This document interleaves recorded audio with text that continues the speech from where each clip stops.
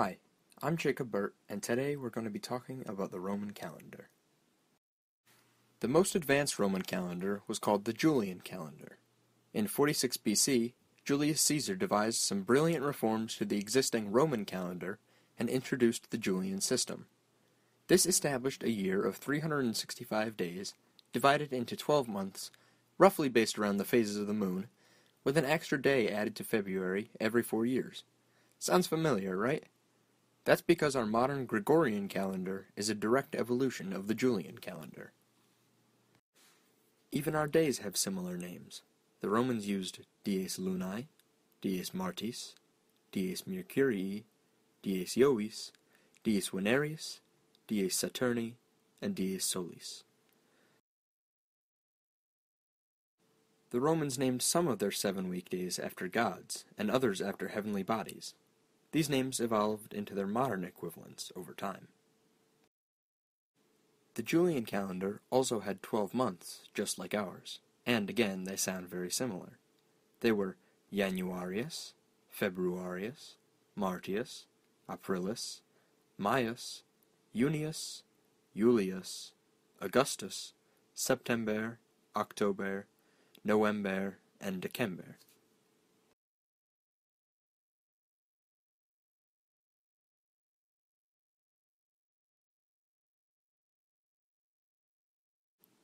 Most of these months had 29 days, although these 4 had 31. More on that later.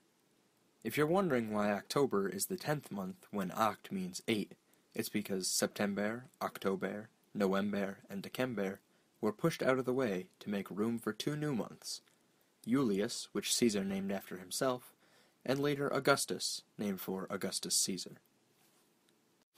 The Julian calendar deviates significantly from the Gregorian when it comes to identifying specific days. While we simply say things like Monday the 13th, referring to the 13th day of the month, the Romans counted towards special reckoning days. Each month had 3 reckoning days called the Calends, the Nones, and the Ides. The Calends were the first day of the month, the Nones usually fell on the 5th, and the Ides usually fell on the 13th. I say usually because in March, May, July, and October, which had 31 days instead of 29, the Nones and Ides were pushed back 2 days. These months can be remembered with the acronym MMOJ. In March, May, July, and October, the Nones are on the 7th, and the Ides are on the 15th. To refer to a specific day, the Romans practiced inclusive counting. This involves counting the days until the next reckoning day, including both the day you're counting from and the reckoning day you're counting to. For example, if you're counting from the 9th of Aprilis, and the Ides are on the 13th, the 9th of Aprilis would be the 5th day before the Ides. If you're past the Ides of one month, you count to the Calends of the next.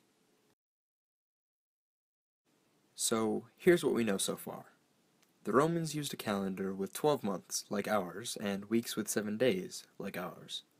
Months each had 3 reckoning days, the Calends on the 1st, the Nones on the 5th, and the Ides on the 13th, except during March, May, July, and October, or the MMOJ months, when the Nones and Ides were on the 7th and the 15th, respectively. To refer to specific days, the Romans counted inclusively to the next reckoning day. Now, how do you put all of this together to refer to a certain date? To say the date you're currently on, you start with the phrase hodie est, meaning today is. Then you add what day of the week it is. For example, to say today is Monday, a Roman would say hodie est dies lunae.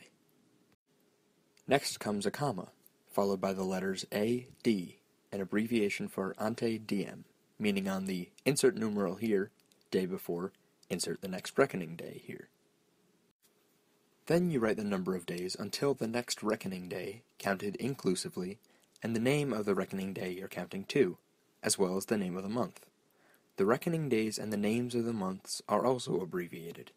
The Calends, Nones, and Ides become Cal, Non, and Id, and the months become the following.